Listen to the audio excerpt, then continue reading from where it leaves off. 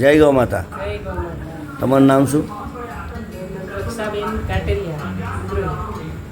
અચ્છા, વેરાવળ જિલ્લો ગીર સોમનાથ. આ સંજીવ રસ કેટલો સમયથી લ્યો છો તમે? સંજીવની રસ હું લઉં છું તો મને મારા પગમાં સાયટિકા છે. મારા પગમાં રાતે એવી તકલીફ થતી કે પગ આખું ઠરડાઈ જતું, ખાલી ચડી જતી.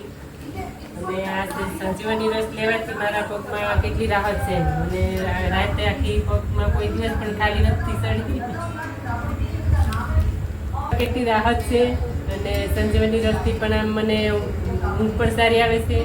અને રાતે એમ કે પગના લીધે મારે ઉઠવું નથી પડતું એમ નથી. મને રાતે એટલી વાર મને 2 કે 3 વખત તો ઉઠવું જ પડતું. અચ્છા, આટલું સિવિયર હતું એટલું? હા, સંજીવની રસથી એમ. સંજીવની રસ પહેલાં હું થોડીક માત્રામાં લેતી તો મને કોઈ ફરક ન દેખાતો. પછી મેં એક ગ્લાસમાં 1.5 ઢાંકણું નાખ્યું, એનાથી પછી 2 ઢાંકણા નાખવા પડતી. મને એનાથી રાહત છે.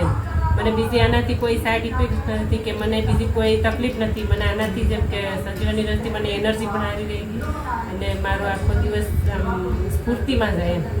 કામ કરું તો એટલી મજા થાકાઈ ન લાગે અને રાતે ઊંઘ પણ સારી આવે. અને જે પગમાં જે ખાલી ચડતી હતી ને એના માટે તો મને આ કે મને ગૌ માતાનો પ્રસાદ જ મને મારા માટે ઉપયોગી વધારે છે. અને મંજનમાં પણ જો મને દાંત કેટલા અંદરથી પાણી પીવું તો પણ મારા દાંત અંદરથી કવતા થાય, જે અંદરથી જણઝણાટી થતી હતી. અને જ્યાં દંત મંજન કરવાથી મારા દાંતમાં કોઈ દિવસ એવું નથી થયું. અને ઠંડી વસ્તુ ખાવાથી પણ કોઈ દિવસ નથી. બાકી જો કોઈ કેન્ડી છે કે ઠંડી વસ્તુ ખાધી હોય તો મને દાંતમાં એકદમ દુખાવો થતો હોય. પણ આનાથી મને કેટલી બધી રાહત છે.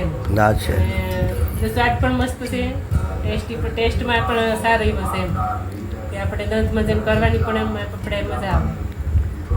જય ગૌ માતા.